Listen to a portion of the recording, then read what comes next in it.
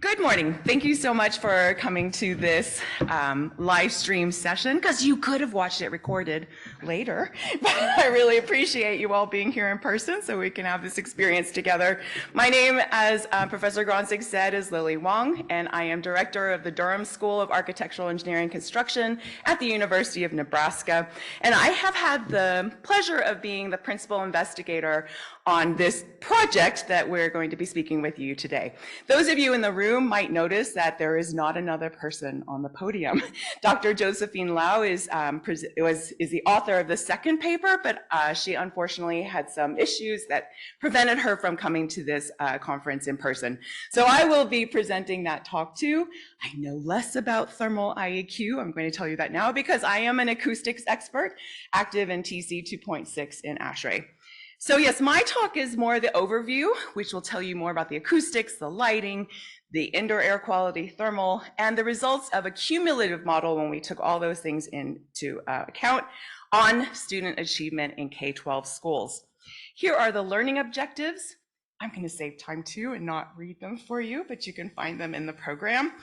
And I'd like to acknowledge that there were many students and faculty and staff who have assisted us with this project, and you can learn more about them at our website. And this project was supported by the U.S. Environmental Protection Agency. The grant number showed there. They actually ran a Healthy Schools initiative and funded 7 grants to focus on schools, and ours was one of them. So our main research questions were, how do indoor environmental factors in K-12 school buildings impact student achievement? And the 4 that we were particularly interested in are shown here in these 4 circles. Acoustics, as I said, that's my expertise, but we did also look at indoor air quality, thermal comfort. They were the expertise of my colleague, Dr. Josephine Lau, and also lighting quality, who was the expert on that was Dr. Clarence Waters, also a faculty member in our Durham school. And we wanted to look at all of these factors, also considering demographics, and see how they impacted student performance, student achievement. Lots of different words used to talk about that, and I will discuss what we did specifically. This project took place during a 5-year period, as you see there, from 2014 to 2019. At the time when we wrote the proposal, we surveyed all the work out there and decided that what we could do to make things stronger in the K-12 student achievement impacts world was to not just do 1 or 2 variables at a time. My previous work had actually done that, where I only looked at acoustics and how it impacted student achievement. But we'd often get comments back, well, like, how did that impact the thermal quality, or how did it impact the lighting, things like that. So in our project, we were going to do this comprehensively by measuring all of those different quantities. Also, in the past, there were many studies that looked at this subjectively. You'd ask the students or you'd ask the teachers how they felt. Are you comfortable? Is it too loud? But in our case, we wanted to log and measure the data, so we have some objective data on what the quantities were actually in the classroom. Other previous research had looked at indirect effects, indirect measures. Maybe they looked at absenteeism, they looked at other aspects of the students or occupants, but we asked the school districts that partnered with us to give us access to their student achievement scores and also to their demographic data. And the other one that I feel like we accomplished was that when you look at the previous literature, some of them frankly lacked statistical rigor in terms of how they did the experimental design. On our team, besides the 3 technical experts that I've named, we also had Professor Jim Bovaird, who is a professor at UNL in the Educational Psychology Department and has a lot of expertise in designing and testing in schools. And so we felt that that strengthened our study. So in the end, we went to 220 classrooms in 5 different school districts in the Midwestern United States area, basically Omaha, Lincoln, and Council Bluffs. And within those 225, this is the breakdown. We went to 144 elementary schools, 32 in the middle schools, and 44 in high schools. And they were specific grades. So in elementary, we targeted 3rd and 5th grade. In middle school, we targeted 8th.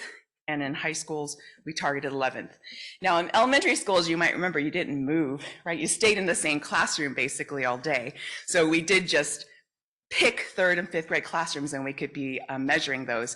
In 8th and 11th grade, they start to move around. So we targeted math and language arts because those will be the achievement scores that we looked into. So what did we do? We went into these classrooms and left meters. Usually like Monday morning before school started, the team would go to these classrooms and deploy our meters. And then they were left there to log data over 2 full occupied school days. So we came after school on Tuesday and picked up the meters and downloaded the data. And we did that 3 times seasonally, because those of you who are more working in thermal IAQ, this could be very different in Midwestern United States with your snow or fall or rain or summer. Like we weren't in the summer, but it could be still hot in late spring or early fall. So we did have 6 occupied days of data for every classroom taken at 3 times, once in the fall, once in the winter season, and once in the spring. There were some metrics that we also measured in unoccupied conditions because it was a little easier to do so, and I will tell you about them. Oftentimes the team would just go in after school. So here's some pictures. There's a sound level meter that's being hung in one of the classrooms. I believe this is a light sensor that's being shown there. And we had a kit that we deployed in that we would put next to the teacher station, which had many different pieces of equipment like you'll see here. Here's the kit. And inside the kit, we had a formaldehyde monitor, particulate matter meter, carbon dioxide meter with a relative humidity and globe temperature reading. A sound level meter was in there too, and an illuminance meter. Then additionally, in every classroom, there was a second sound level meter further away from the teacher's desk. There were also more carbon dioxide meters placed into the supply, into the return, also outside. And we had additional illuminance meters, like I said, one in the window to figure out how much electrical and daylighting was coming into the classroom at any time, and door state logger so we could tell when the doors were open and closed. So it was a lot of data. Those were left in the occupied state. Unoccupied, these are the things where we felt like we could not really leave the classroom with the students and be feeling safe that that equipment wouldn't be too messed up. So first we went in and we would gather data about the room geometry, take some photos, but our team also made illuminance measurements when the room was completely dark. We measured air velocity. This is a picture of one of our grad students doing that. We also had an indoor air quality probe, an ozone probe, and we took advantage at that time to make room impulse responses, which gave us more data on the acoustic qualities of the unoccupied room, such as the reverberation time. So here's an overview. In lighting, the main conditions that our lighting team looked at was the electrical lighting values, day lighting values, how much light was coming in throughout the day, something that I'll introduce called horizontal sight angle, but basically this is the angle that you have to look outdoors. So you have a window in the room, then it's like how much sight do you see, and view had to do with the opposite, which is how much do you see of the ground, the trees, or the sky. So it was kind of looking at this kind of, I'm sorry, those of you online, I'm making vertical and horizontal motions with my hands. Oh, they do have a camera, maybe they see that. Okay, on the acoustic, oh, sorry, I'll show the electrical lighting metrics. So the way to read this is we had 220 classrooms, and on this axis, it's the average illuminance. And we're gonna show data in box plots, and so the red line is always going to be the median of our range of data.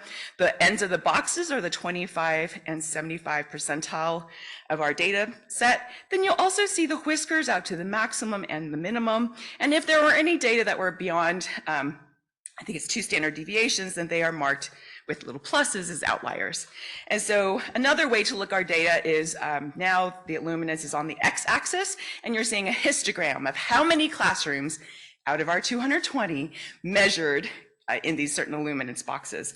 And so there's our histogram. You can see the most classrooms seem to have around 750, 800 lux, and the IES, Illuminating Air Engineering Society, recommends that they don't have recommendations for schools, but they do have a recommendation for what it should be if you're reading and writing and you're greater than 25 years old. Okay, we're in K-12. They're not greater than 25, but this is the metric we had, and all the classrooms met or above the 200 lux recommendation that the IES sets for that. So there was definitely a lot of lighting in these rooms. So let me briefly go over thermal and indoor air quality. They are the focus of the second presentation, so I will not go into as great a detail in this presentation. But thermally, we looked at temperature, humidity, air velocity, IAQ, there was gas phase contaminants, ventilation rates, particulate matter. And here's one data plot that we have shared repeatedly from our sample of 220 classrooms. We have ventilation rate on the x-axis, and the number of classrooms is that histogram again. And ASHRAE standard 62.1 recommends this value that you see in the red line. That's minimum. So this is where the schools should be, but only 20 to 25% of the classrooms we measured met that minimum. And you can see most of them did not. Okay, then my topic of interest, acoustics, we looked at reverberation time, we measured background noise level, and we did also look at occupied levels. We looked at what the levels were when there was speech happening in the room and what the levels were where there was non-speech. So here's the metrics in my particular area. Those of you in here, I see a few acousticians. So we looked at low frequency, mid frequency, high frequency reverb times. We also looked at something called clarity index, which has been used to talk about intelligibility of speech. And we also tried to just make 1 minute measurements of background A-weighted equivalent sound levels. And so here's just some samples of the data. You see reverb time on the x-axis, and this is again a histogram of number of classrooms. There's a standard ANSI S12.60 that says that classrooms should not have a RT reverberation time higher than 0.6. And we see that in our sample that only about 15% did not meet that. So generally, I would say if the classroom was about 11 foot high and had acoustic ceiling tile, it met this metric. The ones that don't here usually had higher ceilings or they didn't have absorptive ceiling tile. And then clarity, I won't go too much into that right now, but this one has been reported on by many other studies, not ours as well, but we made measurements in all these rooms of what the background noise was. There is a level set in that ANSI S12.60 that says background noise should be no louder than 35 dBA. That's this red line, but you can see that 95% of our classrooms measured higher than the standard, and some of them quite significantly higher, like 50 dBA. Which I'm going to just be quiet 1 second. I like to guess what the background noise is in the rooms that I'm talking in and just sort of, test. I would say in here we are at 35 or something. It's pretty quiet in this room. So this would be good for a classroom, but 50, it's starting to, you might hear some fan noise and stuff like that. Okay. So a little bit on what we did with acoustics, because those of you may not have heard of how we could separate speech levels from non-speech levels. We logged acoustic data every 10 seconds. And then we had that across octave bands from low frequency 32 hertz octave band all the way up to 16 kilohertz. Then we used a machine learning algorithm, k-means clustering, and we had that algorithm cluster the data point to say, is this category 1 or is this category 2? And what we found when we studied category 1 and 2 was clear that category 1 had high levels in the speech frequency bands of 1000 hertz, 2500 hertz, whereas the non-speech didn't. So we were able now to take these two clusters and say, this is the speech band and this is not. And so here's an example, time on the x-axis, and these are our 10-second LAEQ measurements. And so the algorithm is going through, and if it's red, it highlighted as non-speech. It did not have octave band energy in the speech frequencies. And if it was black, then it's targeting it as saying there was speech frequencies going on. So we separated these and could talk about what the levels are of the black group, LAEQ of speech in the classrooms, and we could do the LAEQ of the red group, non-speech in the classrooms. And then we could look at how often the classrooms had people talking. This could be teachers or students or actually any noise that had a lot of energy in the speech frequencies. And so here is some data to show you that. Did you think that 3rd and 5th graders talk more than 11th graders? Well, it's not statistically significant, but you can see the data that, yeah, the 3rd grade classrooms were experiencing more speech, 61.2% during their days than the 11th graders were. So that's the kind of analysis that we could do when we applied the k-means clustering. Okay, now let me tell you about the outcome variables and the demographics that we collected to make sure to control for those, because there is a lot of literature out there in the educational psychology world that indicates that economics have a big impact on student achievement. Of course, if you're labeled as a gifted student or a special education student, that also impacts it. So the schools did give us the percent of students in every classroom, because we're taking this data aggregated as a classroom. So the classroom has a sound level. The classroom has a student achievement in math. The classroom has a percent of students who were free and reduced lunch recipients. That's our method that we use to count for economic variables. But we also had percent of gifted and percent of special ed. And then we had two outcome variables that we looked at, math and reading. So here's a plot that is a very quick snapshot, but what you're seeing on the x-axis of each of these three is the percent of free and reduced lunch students and the number of classrooms that had that. So the way to think about this is that we, in our sample, did have classrooms that had a full range of percent of free and reduced lunch recipients. Does that make sense? But in terms of percent gifted, of course, it's mostly most schools did not have more than 50% gifted students in their classrooms, and same with percent special ed. These two were a cause for concern when we noticed this later, and we realized that we had identified two classrooms that we should not have. So they were actually removed from the statistical analysis later because they were smaller classrooms that were only used for special ed students. Here's an example of the outcome data. I'm showing reading in this one. In the second talk, I'll show you the math, but just to show that here's grade on the x-axis, and what we got from the schools was the percentile rank, the average percentile rank of the students in that classroom. And remember the box plots, that the red line is the median, the edges are the 25th and 75th, max, minimum, and outliers. And one thing I'll just note to show you is that we had here, just note that the 8th grade, we did not have the hugest range in reading achievement. Okay, so I'm now going to take you through the acoustics results, the lighting results, briefly thermal IAQ, and then how we combined them. So that's what we did. Well, we decided that we first each wanted to make our own model. So there was only a model with acoustics in it. And these are the three metrics we used. We looked at the daily non-speech levels. Every day there was one for a classroom. We took that over the 6 days, averaged those arithmetically, and that was the value that was put into the model. We also looked at something in acoustics we would maybe call the signal to noise ratio.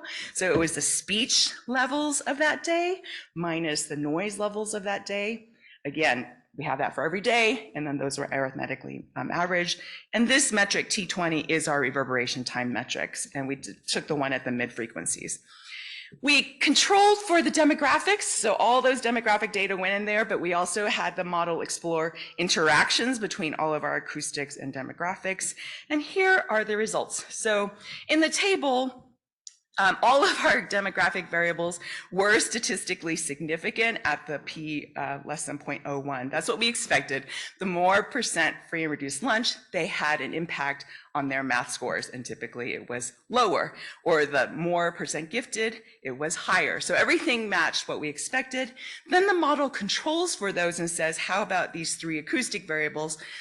Do any of them show effects? And the only one that came out was the non-speech levels. So the non-speech levels, the higher the non-speech levels were in a classroom, the lower the students did on their math achievement scores.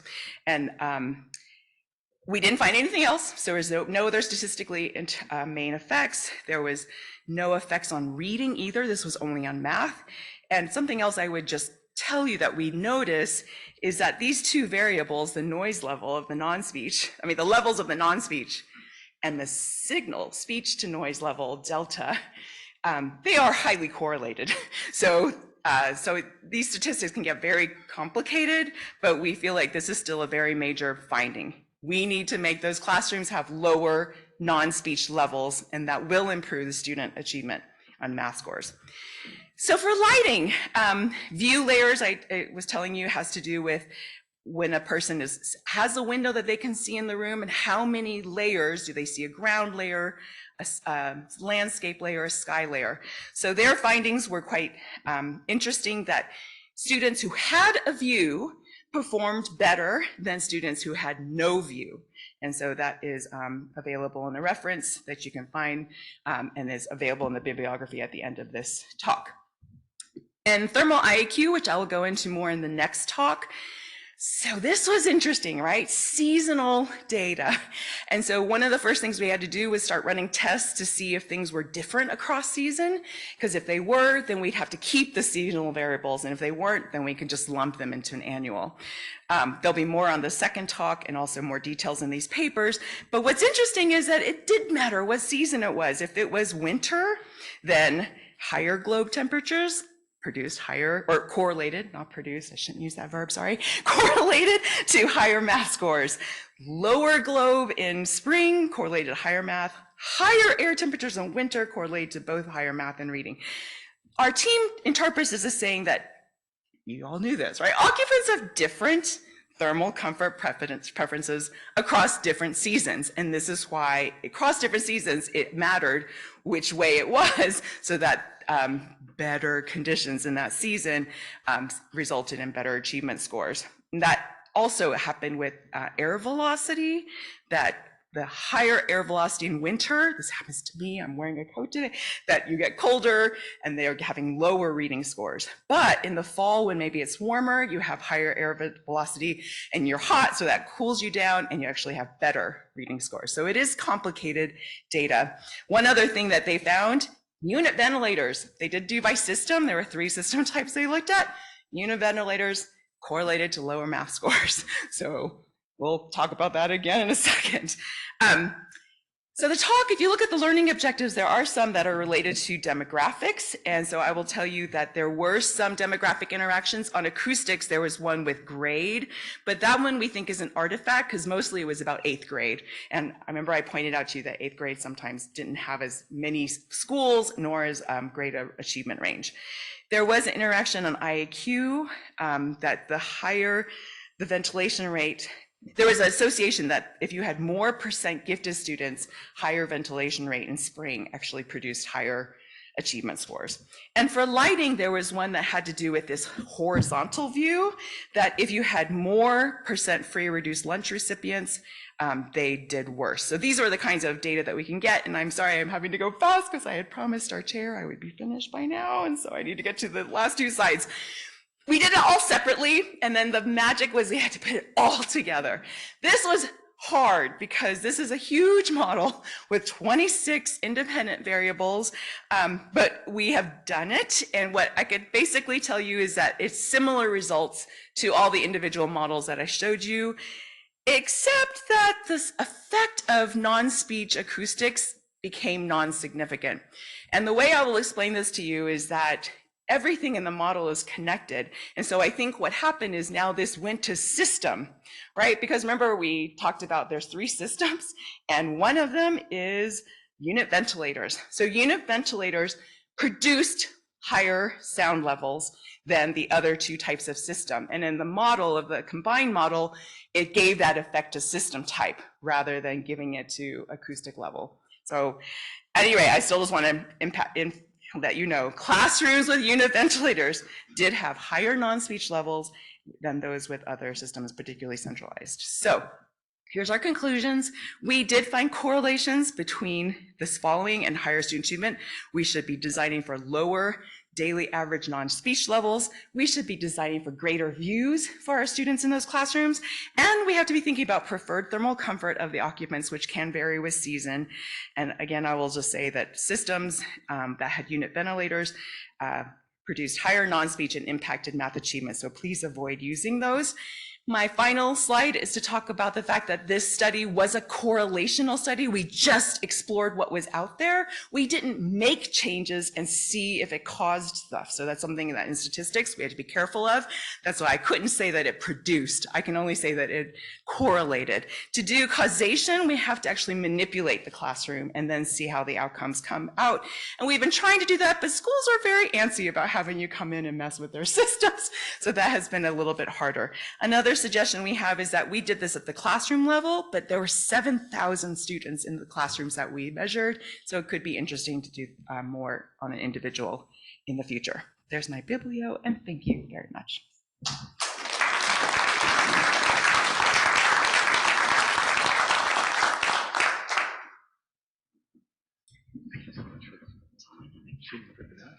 So do we have questions from the live audience? I hope we do, and if you'll come to one of the microphones. We'll address those first. We have only one question from the virtual audience so far. Okay. I'm actually wanting to ask a question about the I think you're supposed to say who you are. Yes, yep, sorry. I'm Jason Swan with Sandy Brown in London, acoustician.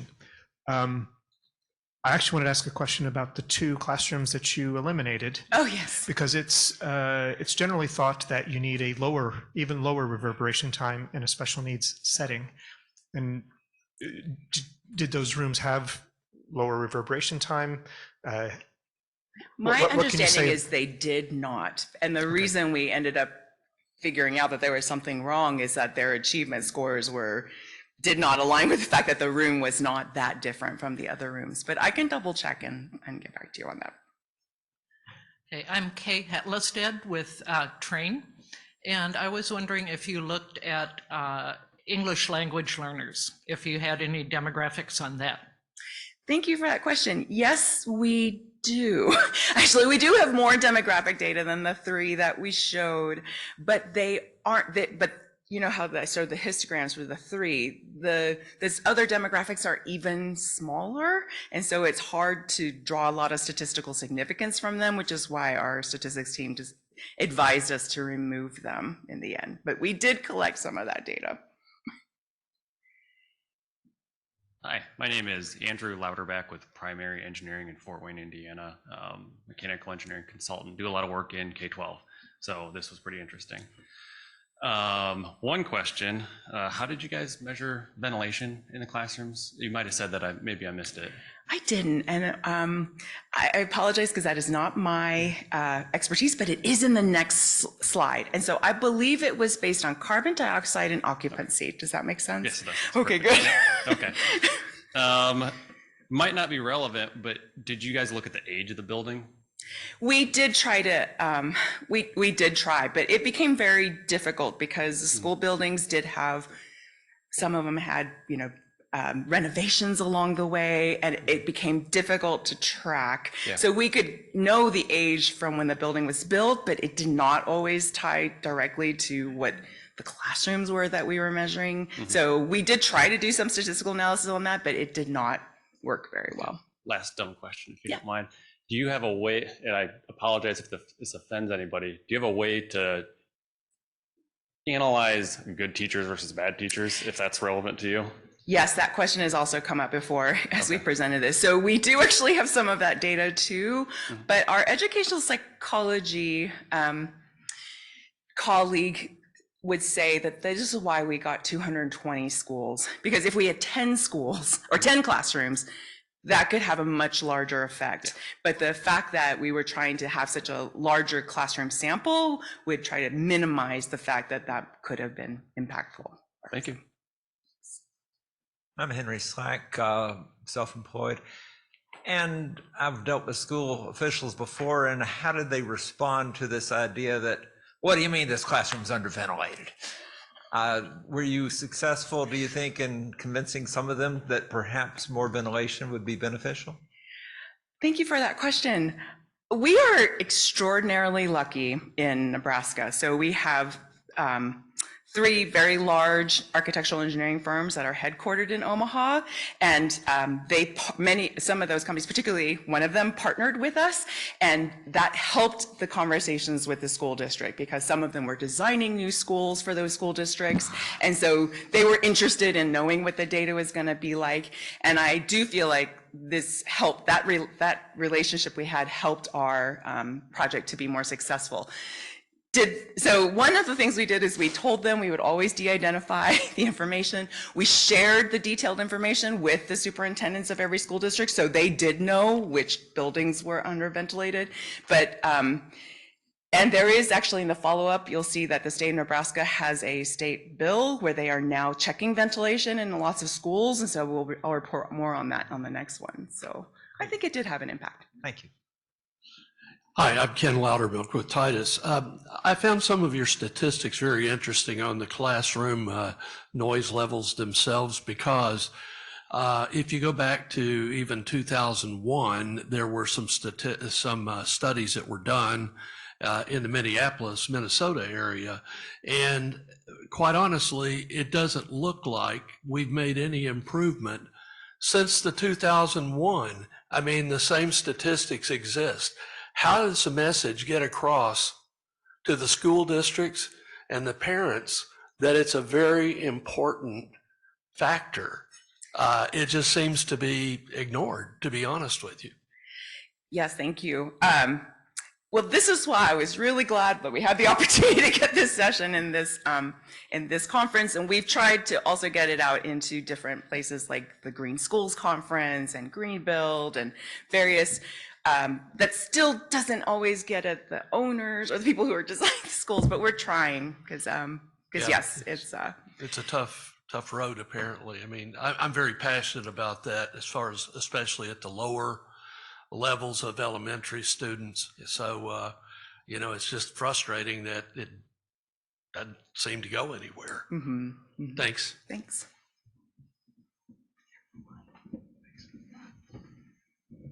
So thank you for your participation through questions. We have one question that came in virtually, and I'll just be honest, all we get is a screen name, so I can't tell you where they are or what firm they work for. But the question is addressed to you. Can you elaborate on the standard that references 35 dBA as a benchmark? Oh, yeah, sure. That standard is ANSI/ASA for the Acoustical Society of America, ANSI S12.60, design guidelines for classrooms. Oh, I forget the actual detail, but it is available online very easily. In the past, it has been free, actually, even. And it is going through a revision right now as well. So there is a working group working on integrating newer data and that have happened in the past decade. And then I have one question, if that's fine. Walter Gronzik, freelance consultant. You very carefully use the word non-speech sound. Are you willing to characterize that as background noise or not?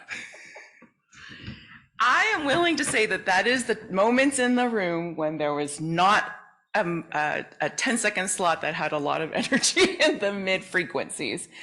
And so that could be a pencil scraping, that could be dropping, it could be anything that was a board game piece, anything that was not speech. So that wraps up this paper presentation in the session. We have another, and I'm just going to let you do that, and you can introduce the title because they're somewhat related, and you can clarify the difference. Okay, so I am supposed to do this.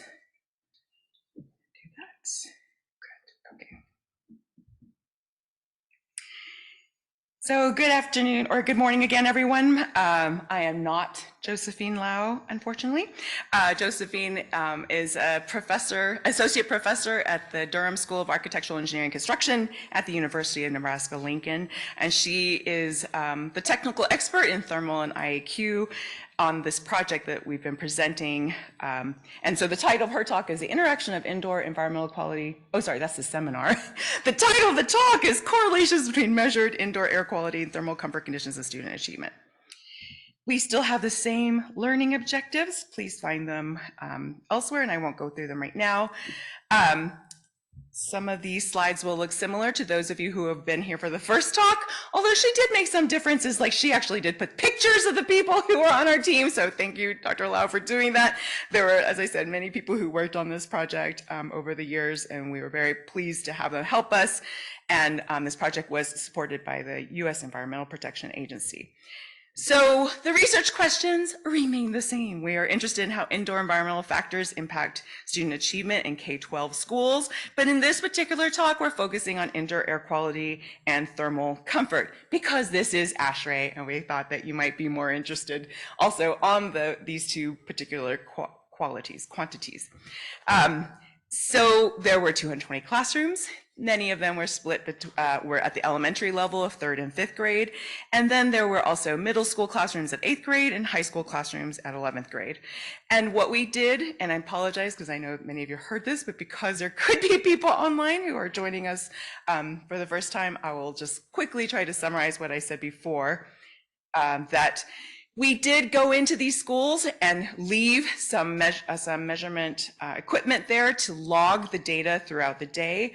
Typically, this would have been done before classes started on one day, then it was left till the afternoon after the second day. And we did that 3 times seasonally, once in the fall, once in the winter, and once in the spring. So we had 6 days of occupied measurements for all of these classrooms. And then some measurements, we took them after school. And in the pictures here, you see some examples of the equipment that are deployed in the classrooms.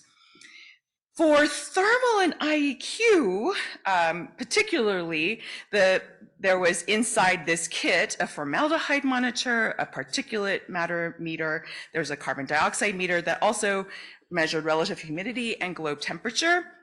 We also gathered carbon dioxide readings from the supply, the return to each classroom, and also outside. And there was a door state logger to let us know when the door was being opened and closed.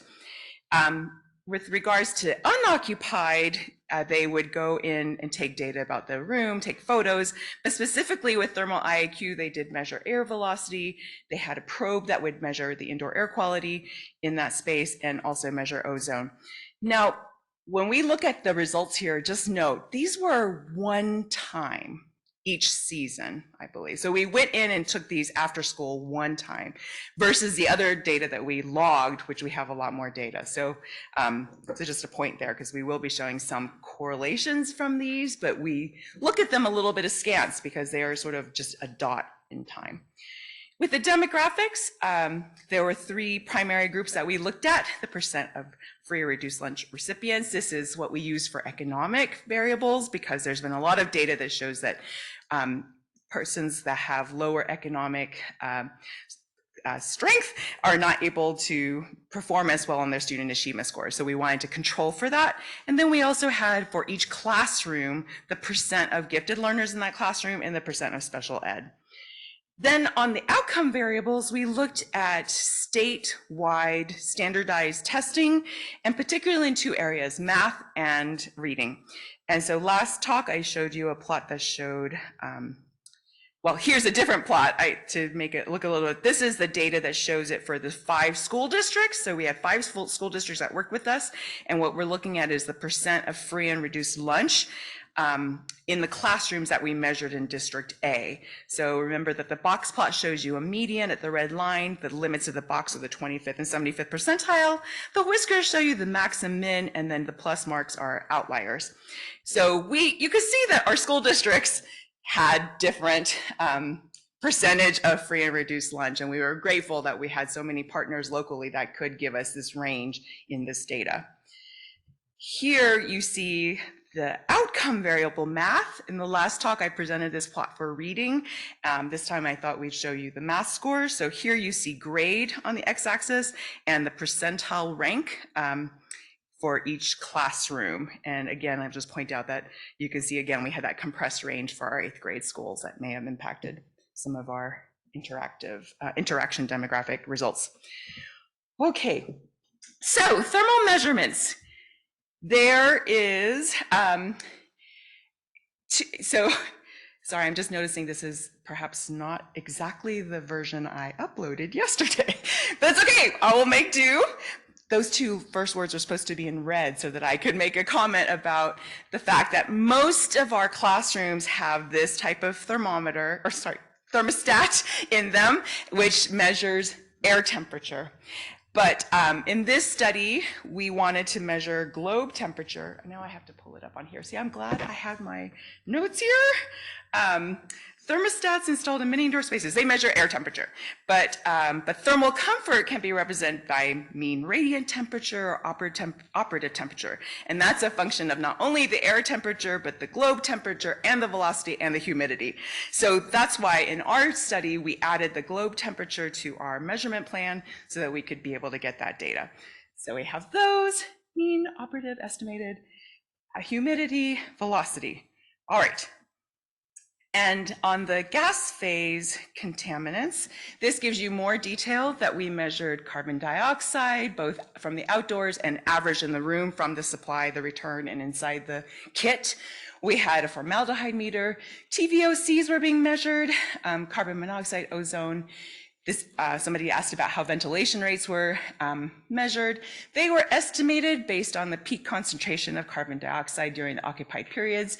And there is actually a reference that Dr. Lau has published that talks about that exact, how different methods of calculating ventilation rate based on the data we've taken.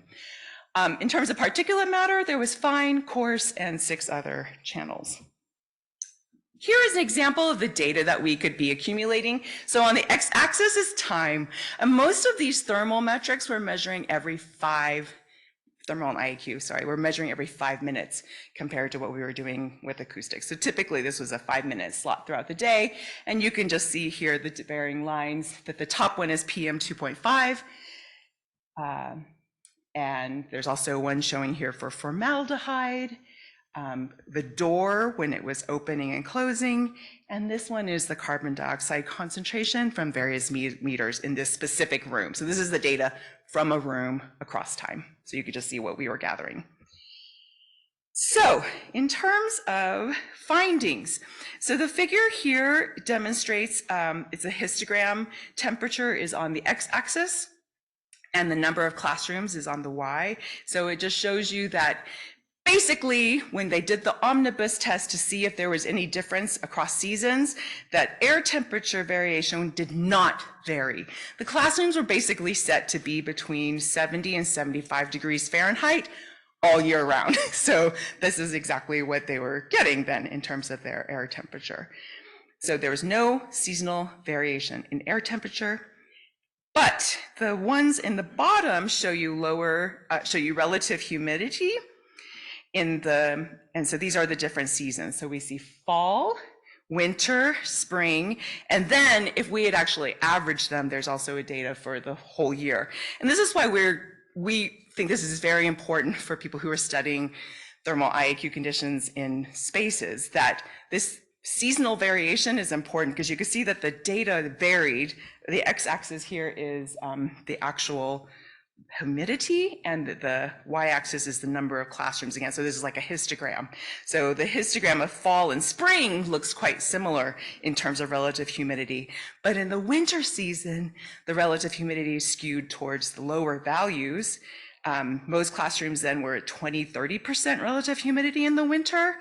And there is, lately, the ASHRAE Epidemic Task Force has been talking about how there's a lot of literature out there that support that we should be setting them in the range of 40–60% relative humidity. So clearly these classrooms were under that range in the winter, which could have increased airborne infection risk. And there are more details in the paper that you see cited there. All right. So on indoor air quality, if we look at descriptive statistics, looking across our data set, those of you who were here for the last talk will recognize this plot, which has ventilation rate on the x-axis, number of classrooms on the y, so it's a histogram, and the fact that only 20–25% of our sample met the ASHRAE 62.1 standard in terms of ventilation, and most did not. The data here is carbon dioxide concentration, and so that is used to estimate the ventilation rate. And so yes, ventilation rate calculated on carbon dioxide concentration, and there was seasonal variation. So fewer classrooms in the winter met the ventilation rate. So this is the for fall, winter, spring, and if they had averaged it only for the whole year, but clearly in the winter, the value was lower than for the same classroom in the fall and spring. Okay, so after they did the statistical analysis with the thermal and IAQ metrics and the outcome variables of math and reading and the student demographic variables to control for it, they found, and some of you saw this in the last presentation, that there were impacts about higher globe temperature in winter leading to better math scores, but lower globe temperatures in spring leading to better or correlating to higher math scores. But in the winter, the higher air temperature correlated to higher math and reading scores. There's similar interesting findings with the air velocity, and the summary here is that it did matter what the occupants may prefer in terms of thermal comfort to correlate with the outcome variables. Now on IAQ, similarly, they identified IAQ factors. So there was a finding that if the formaldehyde readings were all very low, but there was a correlation found between the formaldehyde in fall and lower math scores. So higher formaldehyde in those classrooms led to lower math scores. Then you may also recall hearing in the previous talk that they found that classrooms that had unit ventilators compared to the centralized systems in the study correlated also to lower math scores. And then these things, ozone levels, PM 2.5, TVOC winter, they were also related to reading scores.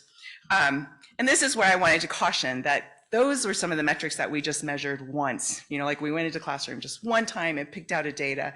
So it's a little bit hard to understand if those really have a greater impact or if they're just strange things that happen in our statistical analysis. And for more details, please see the paper. Okay, Dr. Lau has also studied students' illness-related absenteeism. So the schools did also provide us with data on every classroom and how many of the students in that classroom were absent due to illness for some reason. So what they found was when it was non-heating, so typically in the fall or spring, there was a very slight increase in illness-related absenteeism with 1,000 counts per liter of increase of particles for PM 2.5. But in the heating season, you could see a 3% increase in illness-related absenteeism for just 100 ppm increase of the room average carbon dioxide concentration. So this is not, I know that some of you in the room already said this is not my area of expertise. And so if you do have questions, I encourage you to contact my colleague directly, but also to see the papers in which they have been publishing this result. So she, like me, we always want to make sure that people in the audience understand that this study was correlational, not causational. So we definitely want to keep working with our school districts and encourage other people who have such contacts to be testing changes and manipulations so that we can now say, this has helped to maybe say, these are the things we should focus on. Now we can focus on them and study them more with causation. And in Nebraska, the Department of Education has started a project where they're studying the impacts of air filters in classrooms. It just started and Dr. Lau is the principal investigator of that. So they are going into the same number, 200 and 300 classrooms in the Omaha and Lincoln area. And basically they have either assigned, this is a causational study. It will either be assigned to be a placebo classroom or one in which they have assigned a filter with 3 types of randomly assigned treatment. So they are in the process of running this study now, and they're hoping that they'll have results to share with you soon. So she would like to summarize that these are things that we hope that people will take away with them, particularly if you are on the design side, that have come from our research. Consider adding a ceiling fan for occupant control, provide shading devices during the fall and spring, and allow moderate solar heat gain in the winter. Consider using furniture and wall paints that are low in VOC emissions. That could maybe have something to do with that fall formaldehyde reading. Use different thermostat set points so that this could help with occupant seasonal preferences. Consider using globe temperature sensors, not just air temperatures. And yes, we got to keep working on that ventilation rate based on ASHRAE standard 62.1. So in general, we are really excited to have had the chance to do this study because we very much believe that the data we provided gives us more evidence-based understanding of how indoor air quality, thermal, but also lighting and acoustic conditions can impact student achievement so that we can provide school communities with better data that they can better apply their resources, and also the design community knows better. So thank you very much.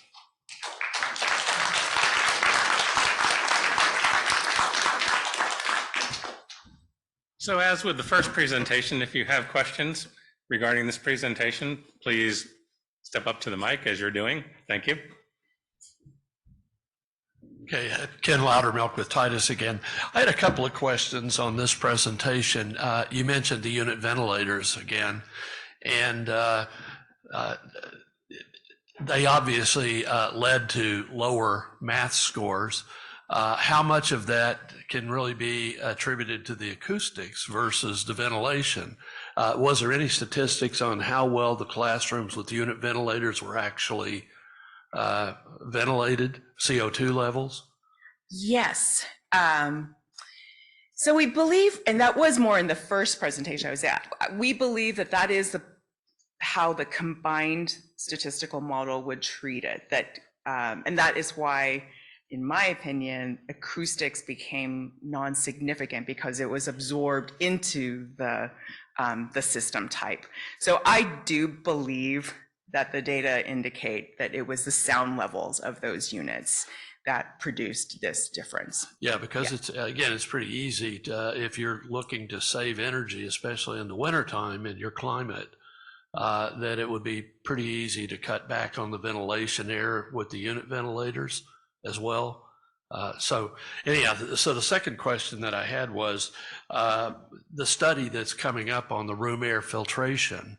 Is acoustics going to be part of that study? Because you're going after my heart. Well, seriously, I mean, a lot of these roll-in room air, filtration devices are quite noisy. Yes. And I suspect that the teachers will tend to turn them off. So the students can hear. So my understanding is that Dr. Lau did include a sound level meter in the kits that they are deploying. Okay. The grant, though, or the way the Nebraska State Department wrote it, they are really interested in air filtration. So we would sort of have to tag that on. Okay. But I agree with you. All right. Thank you. Hi, my name is Xinchu from SR Consulting. I have two quick questions. And first of all, comments on the study is very impressive. I also understand you cannot measure all elements, particularly to IQ, but for summer comfort, did you ever measure moisture, particularly in the wintertime, right? Moisture also relate to not just temperature. Have you ever done this? So my apologies, because I am not a trained mechanical system designer. So does this mean, I know that they measured relative humidity, so I thought that that would incorporate some of the moisture content, but I see somebody nodding, thank you. But I am not well equipped to answer your question for that, but we can ask Dr. Lau to get back to you on that. So the second question is about the air contaminants. I know the gaseous phase you measured formaldehyde. And from my understanding, my background is for a lot of a common air pollutant, particularly for health, is ozone. Particulate matter is included, which is good. And also nitrogen dioxide and those elements. Mm-hmm. So in your study, 220 schools, have you ever considered other pollutant to measure? So all the ones that you just named are in this study. I actually have the paper ready here on my laptop. Formaldehyde, ozone, nitrogen dioxide, TVOCs, carbon monoxide, coarse particles, those were all measured. So if you're talking about other ones, then I am unclear, but there is references to the paper. So in the paper. So, yeah. So, excellent. Thank you. Thanks. Hello, my name is Dhanraj De Silva. I'm Purdue University. My research is into plants and using plant growth media for cleaning indoor air and also improving indoor environmental quality. So I was just curious, the data that you collected, that was a lot and it's really impressive. In the data that you collect, did you see any schools that had plants or a garden that was implemented in the environment? And is this something you would consider in your data collection in the future? Yes, thank you for asking that. So we do have pictures of all the classrooms, but I do not believe, I know that we did not go through and add that category, but we can try to do that. So thank you for the suggestion. certainly isn't very popular right now in our Midwestern schools to be doing. So it would just be if a teacher happened to like having a plant or a pet or, whatever they might have. I do believe we took data on other things like pets or, like to be able to know which rooms might have more indoor air contaminants from fur or things like that. But we'd probably have to go back and look at pictures for the plants. Okay, thank you, Professor Wang. Thanks. I'm going to quickly slip in a real quick comment that came in from one of the virtual participants. Robert Bean said, "Thank you very much for considering globe temperature and not just air temperature. You made his day." And I think he had a little happy dance emoji in there somewhere. So,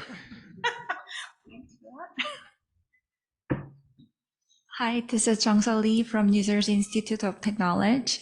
I'm a PG student. Well, it was so interesting because I also did study on high school students.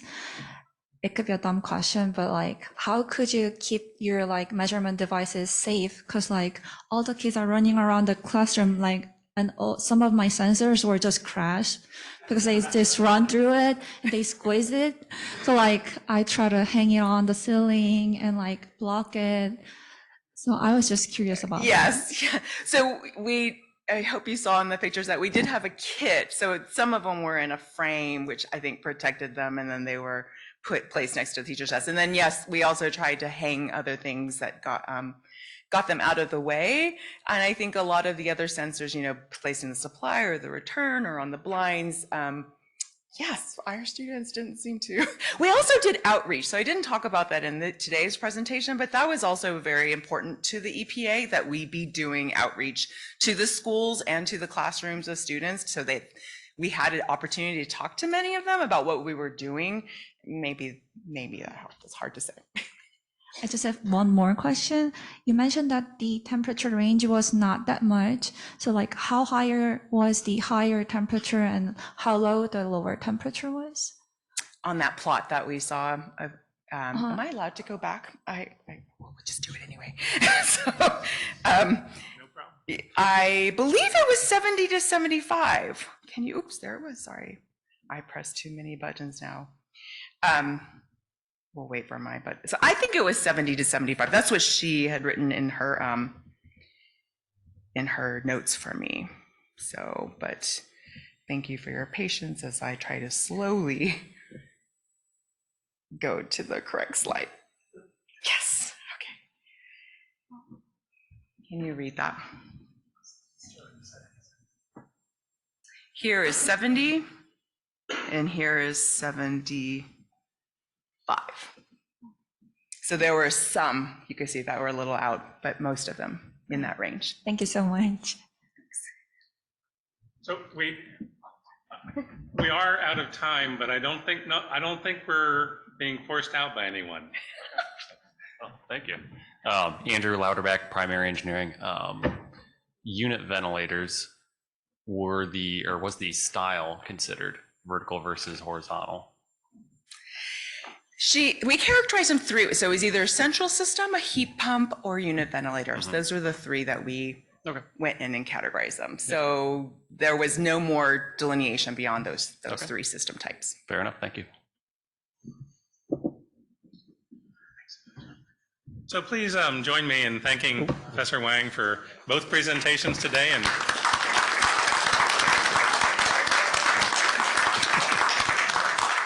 and thank you for your participation. That wraps up this session.